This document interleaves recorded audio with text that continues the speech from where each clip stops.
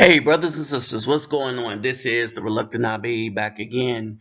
And as I was running through my stuff, I came across this video right here.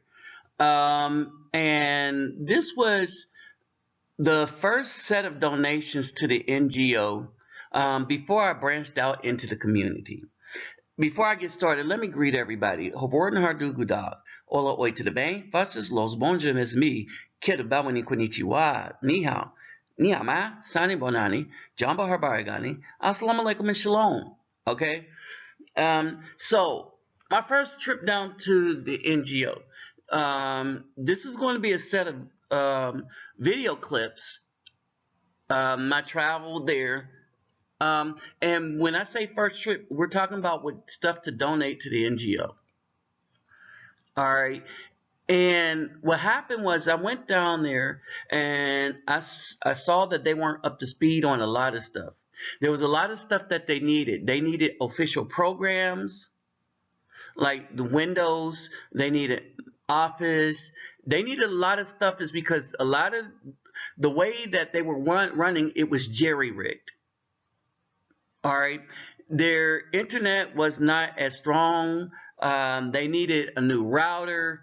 There was a lot of stuff that they needed for functionality. And so at the time this happened, this was the time that BAWs collaborated together on Facebook to take down the channels of Afro men. Nope, they did not go after the far right. They didn't go after them people. They didn't go after people that harmed the community. No, they went after the very people that was bringing light to the wickedness in the community and the people that was doing the most to better the community because, well, let's be honest, they didn't want the community better. And what we didn't understand at the time, but it started to become so painfully clear, that the only way to better a community with the BAW in it is to not start with that community. See, we started to learn, at least I started to learn, that the community is basically put together by men with families. Community always start with families. If there are no men in the families, then you don't have a family. See, we understood this. This is some of the things I learned walking around in the favela. All right, everybody's family only by the loose sense of European definition of family, but no real family there because it's incomplete. No men. You'll see kind of stuff as we walk around here. All right, but during this takedown, a sister that was vital to what I was doing at the time, Bertha Huff, stood up. There was a couple other brothers, but I mean, Bertha Huff donated to the channel in such a way I wanted to give the donation back because I didn't think she watched any of the videos. I thought she saw one video, liked it so much, and then I was like, excuse me, miss, have you seen my channel? She said, yes, I'm for the truth. This woman is for the truth. Old school, I'm old school. So we understand. Fire and brimstone kind of truth. But in any case, this was the trip that really set off the idea that I'm going to do something here since I can't do it at home. And trust me, I couldn't do it at home because I never got the support. I got the take from the BAWs, but really in my neighborhood, they wouldn't give no time, no nothing. The one or two families that would give some time, hold on. All right, sorry about that interruption. I had to get that. All right, and so this is where we are. We talked about the takedown and a whole lot of other things on here. One, I would like to thank all the. Then we have. I would like to thank all the brothers that stepped up and helped me out. And I say stepped up because brothers always step up, right? Brothers been sharing my videos. Brothers have been keeping the channel alive so that the channel can make a little bit of change to do this stuff and bring awareness to what's going on in our community to other brothers. All right, we needed the spiritual uplift, not necessarily the money. All right, and in that, brothers have been donating. All more brothers. My channel, most of my donations come from brothers.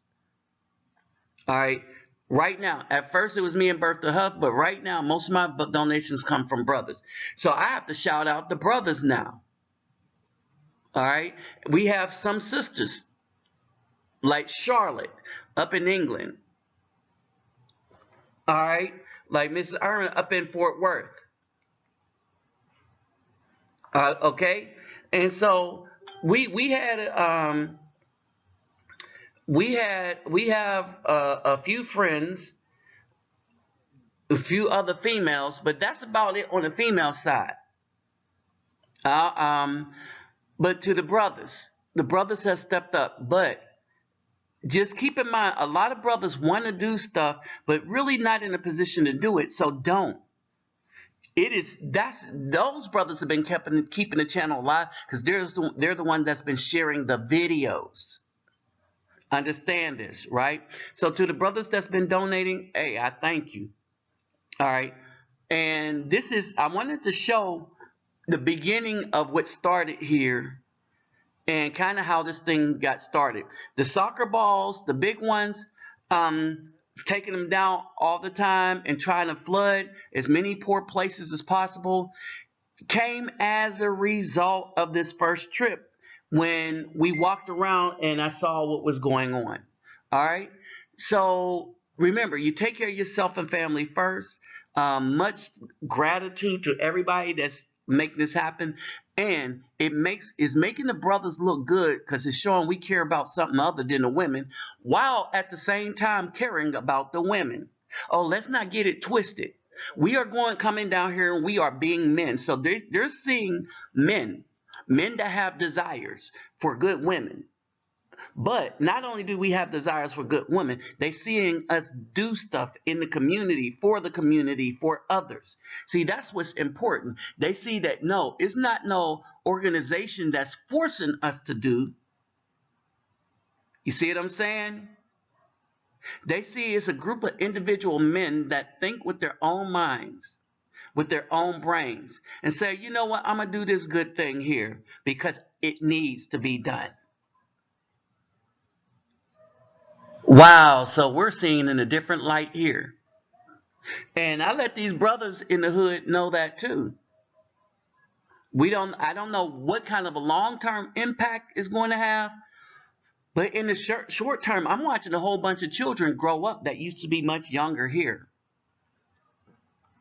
And I know there's been an impact because of this influence. So let's roll on. So, I'm brushing up on my Portuguese as we get here, right? So what I'm learning is when I say I want to go to the favela, I can go and come there at this, and it's the same word. So I would say eu vou te botar. All right. So their R's are like H's. So, eu vou para favela. Or in the morning, eu vou para hotel. Right? Now, here's the problem. He said it's going to be 3 minutos.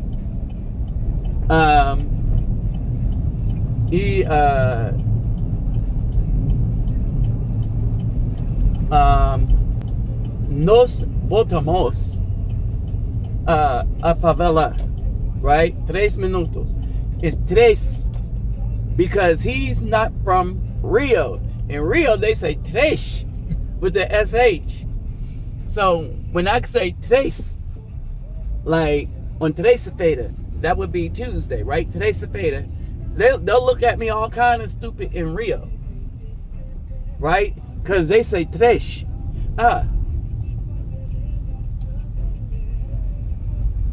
So we are here at the hotel.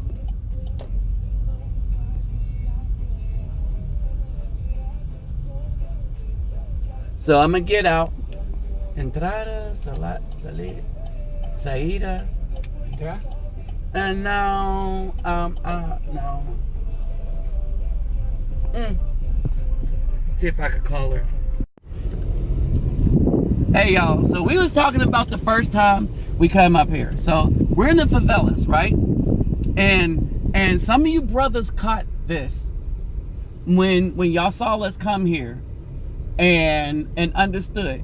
At first I did not understand the stuff that was in the road. And I was just letting Aunt Samina know, oh, I understand now. Eu entendi. At first I was like, eu não entendi, right? But now I was like, oh, eu entendi. So, very, very strange and very, very weird. But when I saw the third berm, I was like, oh, I understand now. So, we are here at the favela. We're kind of here at the favela. And we're about to get out. There is somebody coming, so there might be more help. We don't know how that's going to go. So I'll give you an update. All right, so we are here.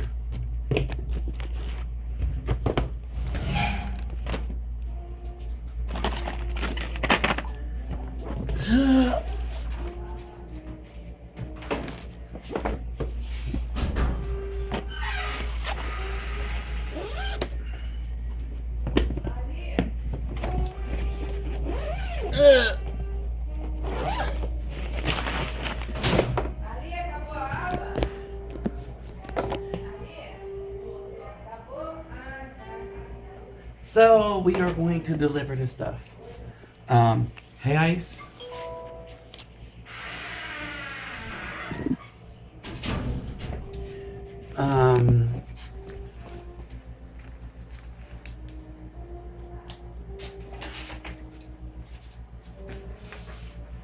Wait, man. What do you want? I can. Well, we need to unload this. Look. So. Trouxe baqueta.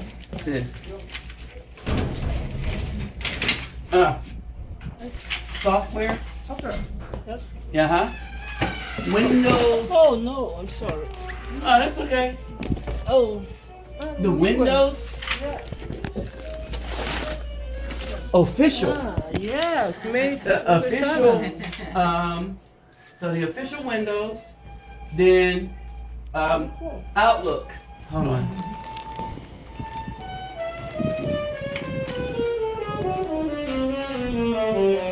So somebody's pretty good. They're practicing. So the drums. All right. Oh, okay. Shelton's my teacher, music teacher. Yeah, I hear. Okay. He plays saxophone. I hear. Hey. So.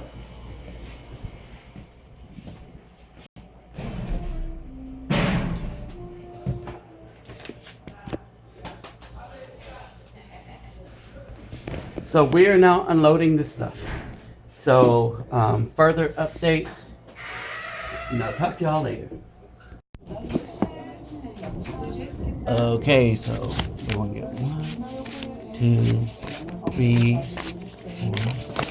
4, 500. 500. Hey, Ice. Existe muito assassinato, muita coisa toda. Mas eu não acredito que seja isso. Ele falou So. que é uma segurança para as pessoas terem uma. Questão do Texas, sim, eu já vi bastante coisa. A maioria daqueles filmes americanos que o cara sai com aquele filho a porta, sai da minha casa, sai da minha casa. É. As pessoas fazem isso. So 600 Hey, Ice. But you are without money because Oh no, I saved some for the taxi. You were stolen. Huh? Remember, Huh? you were stolen. Yeah. Stolen. Yeah, they stole some, but I make sure people can't steal all my money. So when I give, they might get me for a little bit. So I wanted to give more, but when they stole it, they didn't take all that I had to give because I had it separated. So somebody stole something from me. So, but I always have a backup plan. You see? So, see, I got for the taxi and the airplane. For the taxi, and I got enough to get back to. For the taxi to get back, and then to get to the airport. All this. If you need more. No, I'm good. And then, work with you. Hold on. Do you have credit card? Oh yeah. Yeah. See, I have a credit card, so I don't use cash in town. I use money to only need cash to get back, and then I have if the hotel can exchange, so I'm good. Do you want a recipe? Fernanda. This is my receipt. Oops. Yeah, this is my receipt. Okay, that's receipt enough for me. All right, so and this is compliments of the channel. So that's a receipt enough for me. Now, pay attention to this. This was a conversation with the deputy as we were touring the favela. And this one we had to be a little careful because with the deputy, we could not go as far as what I can by myself. Well, not by myself, but with Aunt Samina. And now I could walk around by myself. I know where I can go. I know the boundaries. But I could walk around, talk with the fellas that are next door and stuff like that. So basically, this is that scene. Video, right? They reported your return. Yeah, so what happened was Google made it very easy for black women to take down, or anybody, to take down somebody's channel just because you just don't like the person, right? And so Google kind of tweaked that because what these people did was they got together on Facebook. They made a hit list of black men. So they made a long list of black men, and then they went through that list in order and start taking down those black men's channel in the order of importance to them. And as they took down these channels, I was like number 10 on the list, and the list went way down to like maybe it might have reached 100. All right, and then they kept updating the list as they targeted the black men's channel. So the guys that were the most concerned about the community was the guys that the black women who say you are never concerned about the community, you don't do anything. The guys that were doing things were the ones whose channel they took down. And so my channel funded what I do here. It funded me to be able to come here. But I do kind of what I do here in the U.S. in my hometown. So How many followers did you have? I had 17,000. I had 17,000. So I put my channel back up this week. And so within a week, 500. I'm coming. So within a week, 500 people came back so far. So I'll probably be at 1,000. That's a magic number, because then it unlocks another funding source. YouTube Red. So you can have money with YouTube only with viewers? Huh? You can make money only with the viewers? Mm-hmm. All right, because YouTube put commercials on. Oh, yeah. Yeah, they put commercials in the videos, right? And so long as my users watch the commercials, right? So long as the users watch my commercials, then I'll get paid. So what happens is, as I get paid,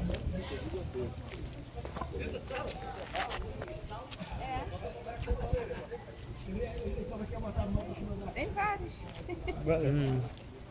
so as I get paid, right, then I take all of the money that I earn from YouTube, and then I put it back into the community. So Brazil was by accident because of the hotel that I was staying at when I came down here. And what happened was I saw people I thought that was cheating people and making them spend too much to come down to Brazil. So I wanted to do it myself to see how much it really was, you know, research. All right. And so when I came here to the hotel, she had a friend in the hotel, and they said, "Oh, you need to," because I was doing stuff by the hotel. They said, "Oh, you need to get with Aunt Selena. Yeah, she does this, that, and the other." And I said, "Oh, really?" She said, "Y'all two need to meet. Y'all kind of do the same thing." So that's how I met her. And so I met her, then I came out here, and I said, "Yeah, we probably do need to put our heads together about some things." And so I was able to fund a lot of what I do from that YouTube channel.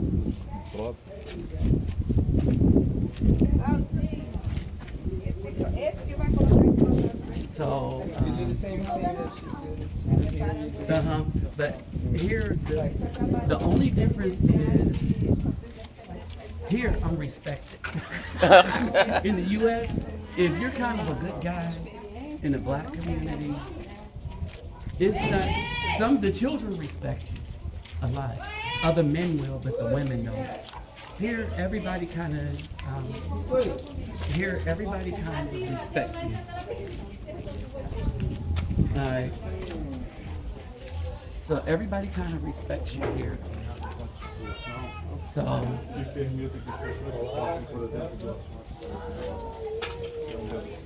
and that's kind of a nice thing to have.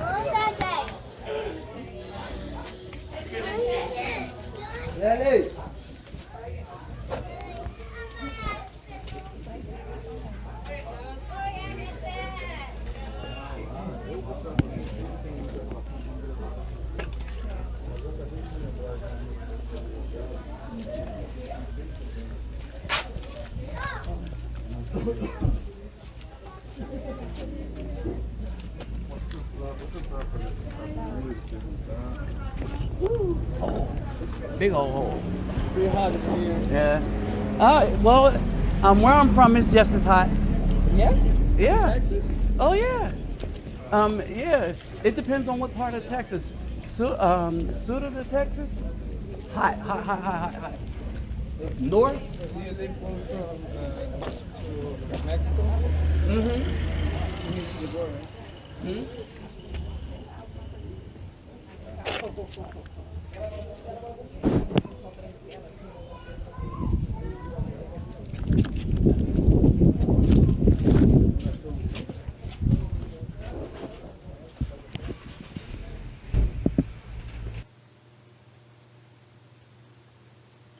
So there you have it.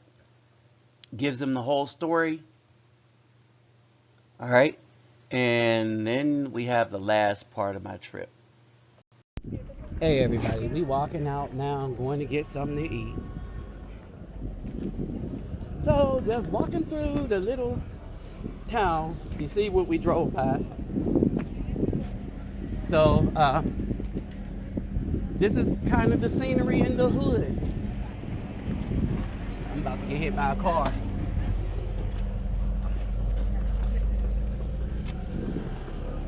This is kind of the scenery in the hood. The hood. Oh, these pigeons around here ain't scared of nothing.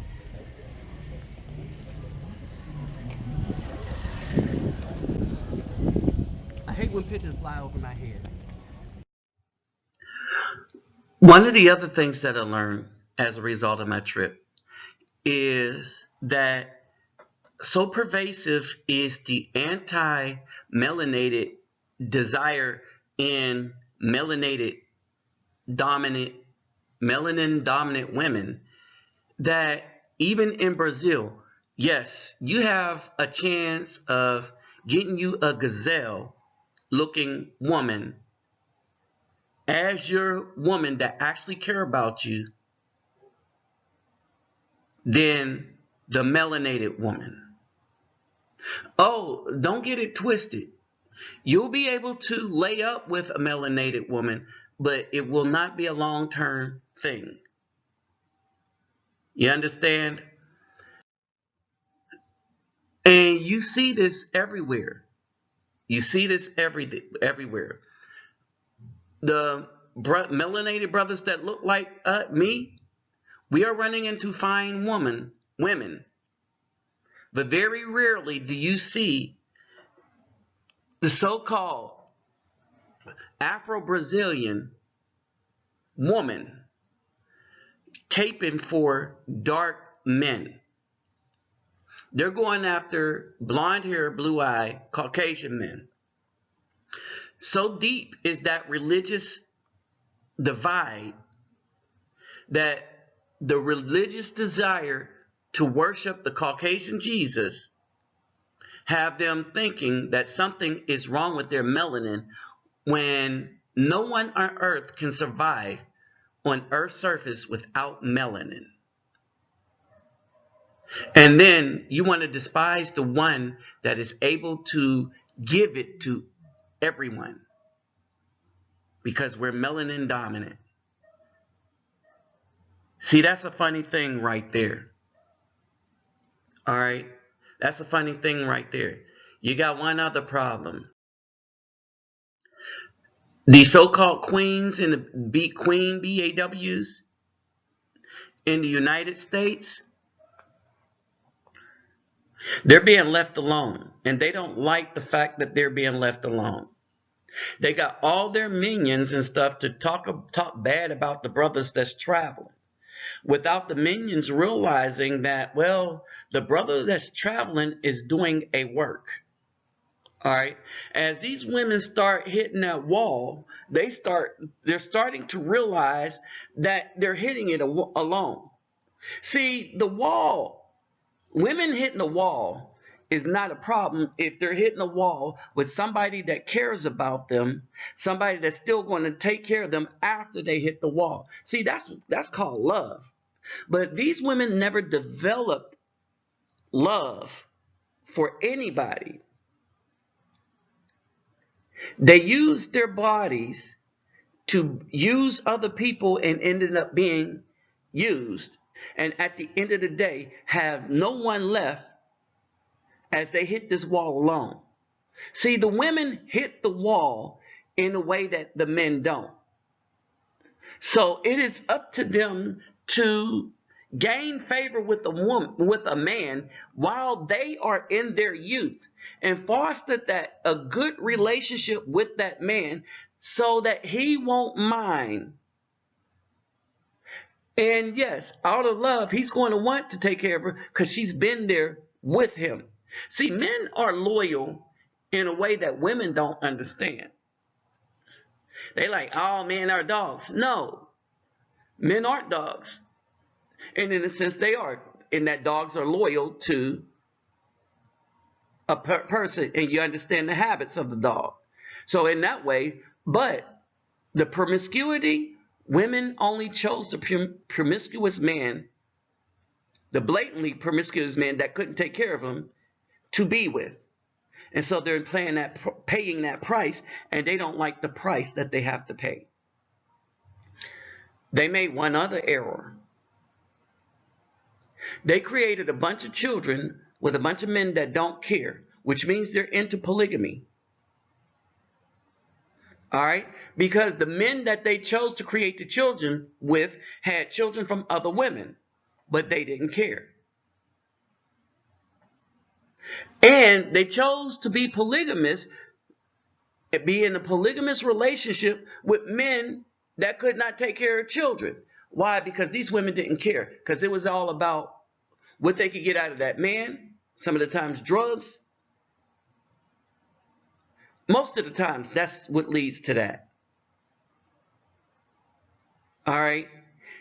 And neither party had the desire to care for children. But here's the thing. The women specifically chose them dudes to open herself to. So now as she hits this wall alone, and no dudes want her in her old age, she sends them out to complain about dudes that's actually making a difference in other parts of the world. How about both her and her minion simps have fallen on deaf ears? Because we can't see any good in them or a purpose for anything they have to say. She tried to bring us into this burning house. We said, nope, nope, never, never, See ya. With that said, I'm out. Tell me what y'all think about this in the comments section.